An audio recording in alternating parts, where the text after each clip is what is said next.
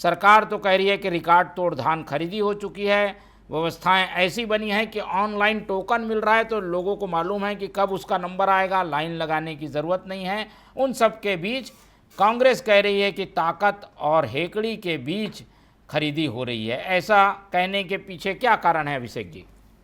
सबसे पहले आप सबो पैनलिस्ट मतलब जय जोहार।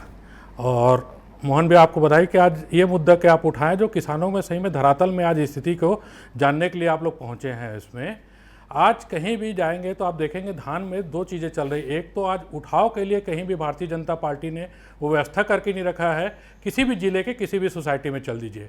दूसरा चीज़ टोकन का पद्धति जो ऑनलाइन है उसका परिणाम आप देखे होंगे कि किसान ने आज आत्महत्या का प्रयास भी किया। इसी राज्य में पहली बार ऐसी घटना हुई है कि एक टोकन न कटने से किसान आत्महत्या के लिए प्रेरित है।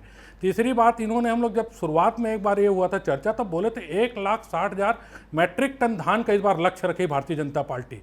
आज इसको लगभग 1 महीना हो गया है और अभी 22 लाख टन के आसपास के इन लोग कुछ डाटा दे रहे हैं। तो मेरे ख्याल से 10% के ऊपर ही कुछ खरीदी आप भी कर पाए हैं। और आने वाला केवल और केवल देखोगे छुट्टी हटा के तो 32 दिन का समय है जिसमें किसानों को धान खरीदी बचा हुआ है। अब भारतीय जनता पार्टी इसमें रकबा घटा दे रही है।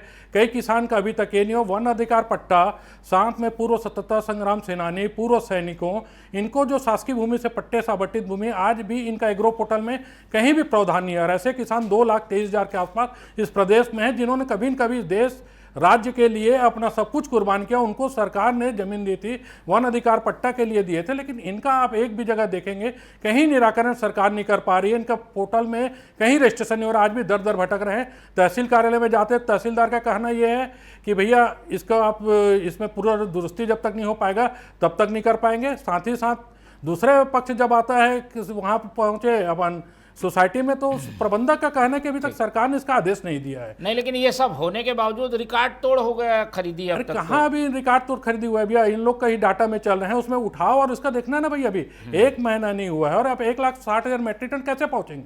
अभी तो आपने 10% नहीं लिया है। अगर 10% रिकॉर्ड तोड़ा है तो इनके लिए होगा, क्योंकि इस बार भारतीय जनता पार्टी किसी भी कीमत में किसानों का धान खरीदने की इच्छुक नहीं है। किसी न किसी बहाने से एग्रो पोर्टल, एक टोकन, भाई टोकन का क्यों ये करना है?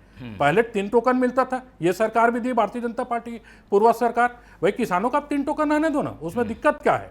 तो अभी कितना टोकन दे रहे हैं? अभी 1 टोकन 2 एकड़ वालों को है, 10 एकड़ वालों को 2 टोकन है। आप हर जगह ये कह लीजिए 10 एकड़ के ऊपर 3 टोकन है, लेकिन 2 टोकन के ऊपर अभी तक मेरे जानकारी में कहीं किसी का नहीं कटा है।